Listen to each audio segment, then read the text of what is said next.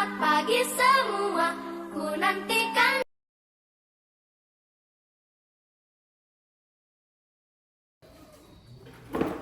Assalamualaikum Bu Nur Halimah. Bagaimana kabarnya hari ini Bu? Alhamdulillah Pak, baik Pak. Bu Nur Halimah, sesuai kesepakatan kemarin, saya akan melakukan percakapan observasi sebelum saya mengamati jalannya proses pembelajaran yang Ibu Nur Halimah lakukan di dalam kelas. Nah, adapun tujuan seperti kali ini adalah untuk mengetahui dan mengevaluasi jalannya proses pembelajaran yang Ibu lakukan di dalam kelas. Kenapa harus melakukan percakapan prasepertisi? Tujuannya adalah persiapan awal sebelum Ibu Halimah melakukan pembelajaran dalam kelas supaya lebih siap dan lebih percaya diri sehingga berdampak positif dan mencapai hasil pembelajaran terbaik kepada peserta didik. Begitu Bu Nur Halimah ya? Ya, baik Pak. Ya. Baik, ada beberapa pertanyaan yang saya ajukan kepada Bu Nur Halimah. Pertama, kira-kira tujuan pembelajaran yang Ibu capai nanti, ya Bu Nur Halimah bisa jelaskan? Ya Pak. Jadi untuk tujuan pembelajaran saya yaitu peserta didik mampu memahami teknologi pangan dengan baik dan juga peserta didik mampu menjawab pertanyaan-pertanyaan yang saya lontarkan kepada peserta didik dan bisa menjawabnya dengan benar. Oh, jadi tujuan pembelajaran yang Bu Nur Halimah ingin capai yaitu peserta didik mampu memahami teknologi pengolahan pangan dengan baik dan peserta didik mampu menjawab pertanyaan-pertanyaan tentang teknologi pengolahan pangan, begitu ya Bu? Ya, benar Pak. Kemudian bagaimana dengan area pengembangan yang ingin Bu Nur Halimah capai, Bu? Untuk area pengembangan, saya akan mengambil yaitu area pengembangan tentang pengetahuan. Untuk pengetahuannya itu, nanti siswa dapat memahami teknologi pengolahan pangan, seperti contohnya yaitu dengan bahan dasar kedelai, bisa diolah menjadi tempe, tahu, dan sebagainya. Ada juga daging sapi yang mungkin bisa diolah menjadi bakso.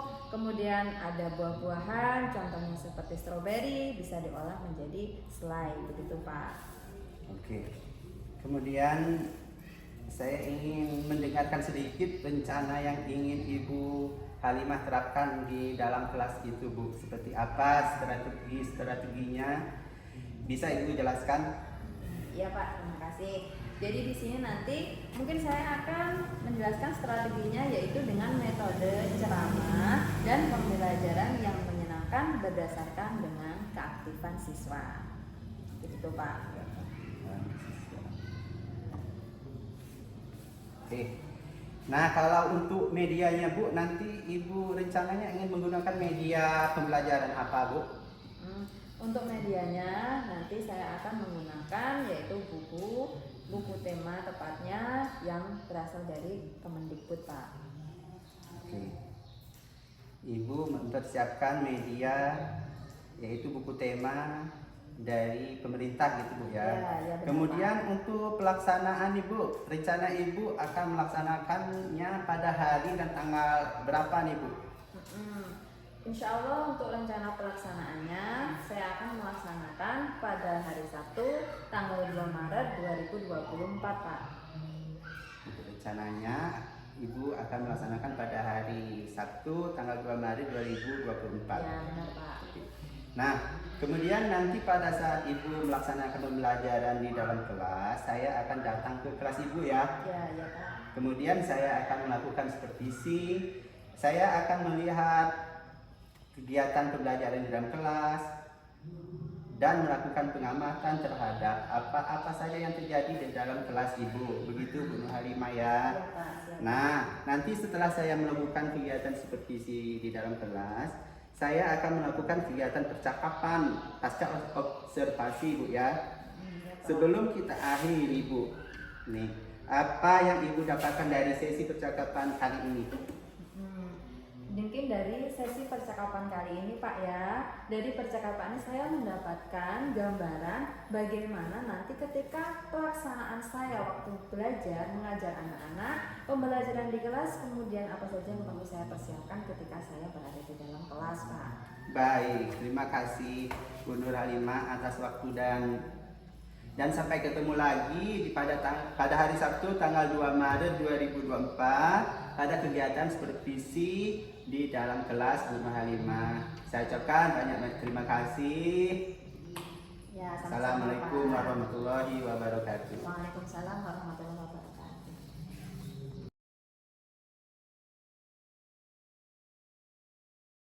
Warahmatullahi wabarakatuh.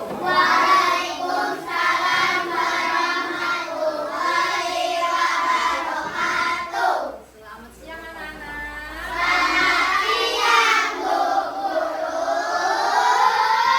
Gimana kabar hari ini? Baik. Sebelum kita memulai pelajaran, mari kita siapkan dulu.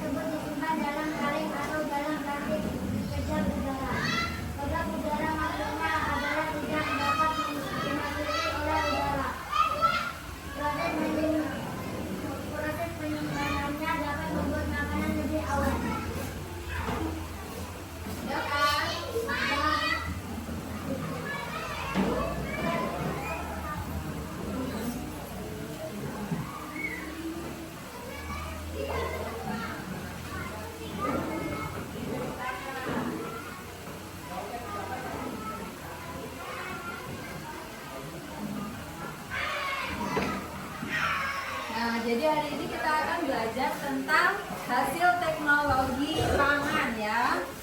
Hasil teknologi pangan. Nah, di sini Ibu akan jelaskan bahwasanya manusia itu butuh makanan terus-menerus. Sekarang Ibu tanya kembali. Kalau misalnya manusia tidak makan, apa yang akan terjadi? Terus-menerus dan akibatnya akan mati. Jadi makanan itu kira-kira penting nggak? Penting untuk kita. Selain makan, perlu juga harus minum. Jadi makan dan minuman itu adalah penting bagi tubuh kita karena makanan dan minuman itu adalah sumber energi. Ya, sumber energi, sumber tenaga bagi tubuh kita. Bahan makanan yang diperlukan berasal dari hasil panen. Panen terjadi pada waktu tertentu saja. Oleh karena itu dicarilah cara agar makanan dapat bertahan lebih lama. Kira-kira di sini ada nggak orang tuanya yang sering panen? Panen padi, panen kedelai, panen kelengkeng, panen apa lagi? Panen apa?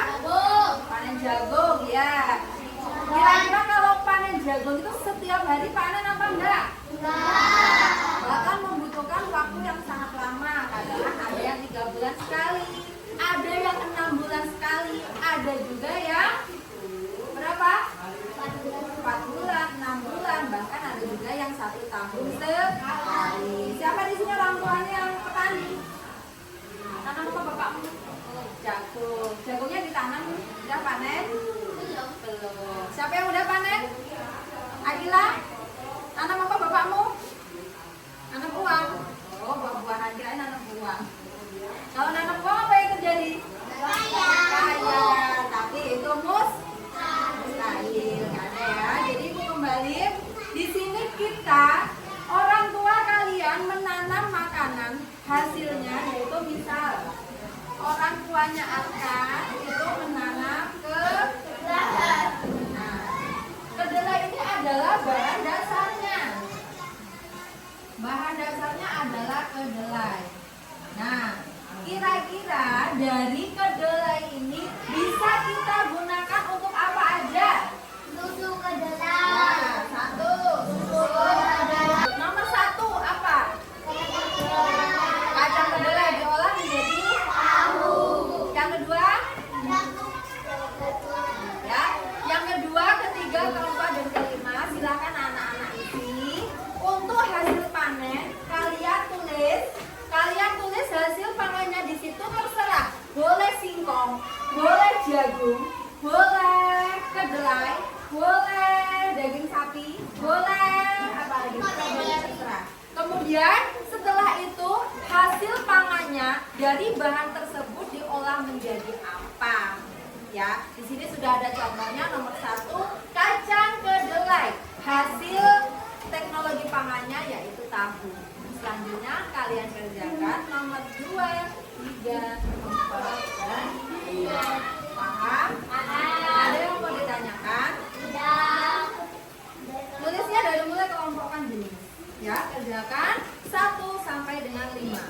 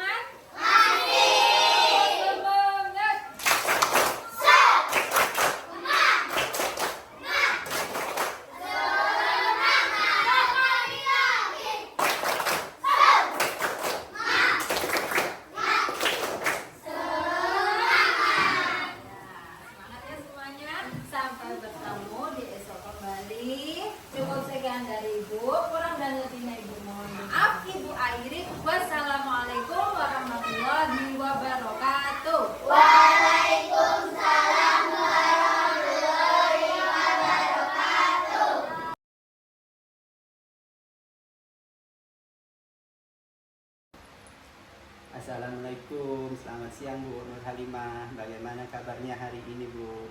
Waalaikumsalam, alhamdulillah baik Pak.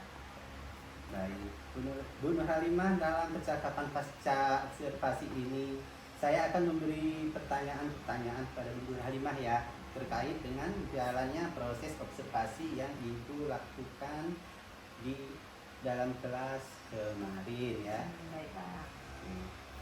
Nih pertanyaannya nih Bu, bagaimana perasaan Ibu terkait jalannya supervisi yang sudah Ibu Nur Halimah lakukan di kelas? Perasaan saya ketika berada di dalam kelas dan Bapak observasi mungkin agak sedikit tegang ya Pak ya, karena di situ mungkin saya kurang terbiasa. Namun alhamdulillahnya kita sudah bisa menjalankan observasi tersebut dalam keadaan berjalan dengan lancar. Baik, bisa Ibu bicarakan Bu untuk area pengembangannya yang kemarin Ibu rencanakan dan sekarang Ibu melakukannya di dalam kelas, proses jalannya di kelas. Ya, baik Pak, terima kasih Pak. Jadi untuk area pengembangan, kemarin saya mengambil area pengembangan tentang pengembangan pengetahuan. Jadi untuk area pengembangan pengetahuan, peserta didik sudah mampu memahami tentang konsep teknologi pengolahan pangan, ya Pak ya. Jadi di situ peserta didik sudah mampu menjawab pertanyaan-pertanyaan sekitar teknologi pengolahan bahan pangan. Terus peserta didik juga sudah mampu menjelaskan cara pengolahan bahan dasar seperti yang sudah saya jelaskan di dalam kelas. Saya memberikan contoh yaitu dengan bahan dasar yaitu kedelai yang diolah menjadi tahu, tempe, susu kedelai ya. Kemudian ada juga dengan daging sapi yang di situ bisa diolah menjadi beberapa jenis makanan, misalnya bakso, sosis dan lain-lain seperti itu Pak. Oke, jadi di area pengembangan yaitu di bagian pengetahuan Ibu sudah menjalankan dan anak-anak di situ sudah memahami ya tentang konsep teknologi pangan dan bisa menjawab pertanyaan-pertanyaan begitu ya, sekitar ini teknologi pengolahan pangan. Ya. Selanjutnya nih Bu, untuk kendala Bu ya, ada beberapa mungkin Bu Nur Halimah bisa menemukan kendala atau kekurangan gitu di dalam jalannya pembelajaran di kelas itu. Iya Pak. Jadi kemarin mungkin saya ada sedikit kendala ya Pak ya. Di situ mungkin ada beberapa peserta didik yang kurang bisa memperhatikan penjelasan saya, dan mungkin setelah saya pahami mereka memang gaya belajar dia yang seperti itu Pak. Jadi saya juga tidak bisa terlalu menekan karena memang gaya belajar peserta didiknya seperti itu Pak. Gaya belajar tidak memperhatikan. Untuk kedepannya Bu, langkah dan rencana apa yang Ibu Nur Halimah akan ambil untuk mengatasi kendala-kendala atau kekurangan tersebut? Mungkin langkah kedepannya ya Pak ya yang harus saya lakukan, saya akan membagi mereka ke dalam beberapa kelompok. Nah, dengan mereka berada di beberapa kelompok, di situ mereka akan lebih fokus dengan kelompok mereka masing-masing, dan mungkin itu bisa membuat mereka bekerja sama dan memahami materi dengan jelas. Oke, jadi Ibu rencana ke depan akan menerapkan pembelajaran kelompok ya untuk bisa membantu anak-anak itu memecahkan suatu memahami materi, memecahkan suatu masalah. Ya, oke. Selanjutnya nih Bu, kemudian untuk keaktifan nih Bu ya, keaktifan peserta didik menurut Bu Nur Halimah bagaimana?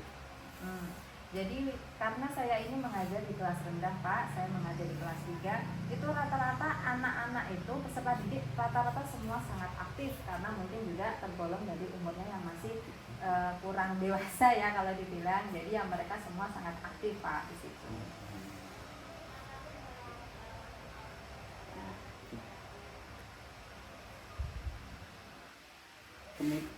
Kemudian kedepannya untuk merealisasi rencana Ibu ini tadi ya, Ibu untuk pembelajaran kelompok ya, kelompok. Ya. Kapan Ibu bisa ini akan melaksanakannya? Insya Allah segera mungkin Pak ya, dan mulai besok mungkin sudah saya tetapkan kepada peserta didik saya. Gitu Pak. Oke, baik. Saya tunggu ya cerita baik dari Bu Nur Halimah tentang pembelajaran di kelasnya Ibu Nur Halimah. Terima kasih telah meluangkan waktunya untuk melakukan supervisi ini. Mudah-mudahan rencana Ibu akan berjalan dengan baik dan lancar. Dan yang nantinya saya siap menerima cerita-cerita baik dari Ibu Nur Halimah. Ya, Terima kasih, Bu. Iya Pak, sama-sama Pak. Untuk selanjutnya saya serahkan kepada Ibu Sundari selaku VP saya untuk meminta pendapat beliau. Terima kasih Pak Fauji atas kesempatannya ya. Baik Pak Fauji dan Bu Nur Halimah, saya beri apresiasi yang luar biasa. Bapak dan Ibu keren ya. Setelah pelaksanaan praobservasi, pasca observasi sekarang, kemarin observasi ya sudah dilakukan secara runtut dari awal hingga akhir. Prosesnya sudah saya lihat tadi ya untuk observasi dan observasi. Saya mengucapkan terima kasih karena kegiatan itu dapat berjalan dengan lancar. Tentunya sudah melakukan persiapan yang luar biasa ya Ibu dan Bapak ya. Iya. Kemudian untuk mengetahui mengenai coaching hari ini untuk pasca observasi, dilihat dari pengamatan saya tadi, saya melihat Bapak Fauji sudah mengeluarkan kemampuan coachingnya ya. Pak Fauji sudah menggunakan alur STAR ya. Kalau coaching kan kita menggunakan alur STAR ya. Ya. Pak Fauji sudah menyampaikan secara runtut pertanyaannya yang diberikan. Pak Fauji sudah menggali informasi dari Ibu Nur Halimah ya. Dari informasi itu gayung bersambut, Bu Halimah menjawab, Pak Fauji mengeluarkan pertanyaan baru yang sehingganya bisa menggali informasi lebih dalam mengenai pelaksanaan observasi yang sudah dilaksanakan.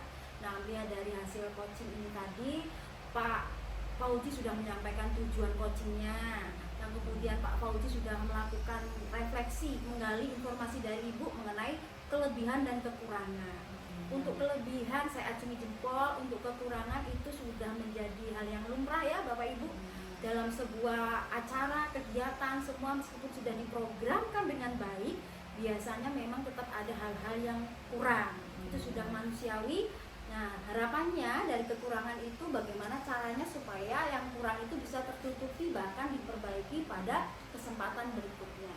Kemudian Pak Fauji juga sudah mengidentifikasi masalah yang ada. Apa sih kekurangannya dari pelaksanaan kemarin ya kan? Pak Fauji juga sudah menanyakan kelebihannya. Yang menjadi kelebihan dari Ibu Nur Halimah dalam mengemas pembelajaran di kelas supaya siswa-siswi yang ada bisa melaksanakan kegiatan pembelajaran dan intinya semua berpusat pada peserta didik.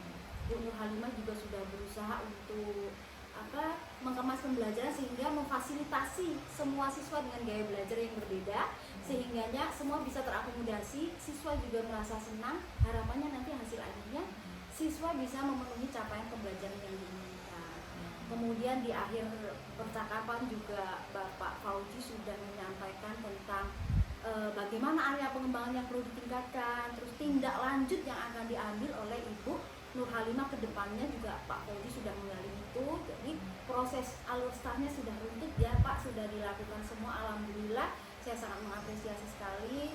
Kedepannya harapannya ini nggak hanya berhenti di sini saja, harapannya setelah Pak Fauji menjadi seorang guru penggerak tidak hanya ke Bu Nur Halimah saja, begitupun Bu Nur Halimah monggo saling menularkan dengan rekan-rekan yang ada di SD Negeri 1 Penawarejo. Harapannya melalui Bapak Fauji dan Bu Nur Halimah ada nanti guru-guru yang lain mengikuti, belajar menerapkan di mana pembelajaran berdiferensiasi, di mana ada KSE di dalamnya benar-benar diterapkan sehingga anak-anak benar-benar merasa puas dalam mengikuti pembelajaran yang bermakna dan menyenangkan.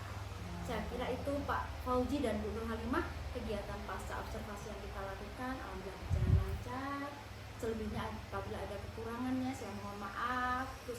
Selebihnya semoga ada manfaat bagi kita semua. Begitu ya Pak. Terima kasih Bu, Terima kasih, Bu. sama-sama. Sama-sama.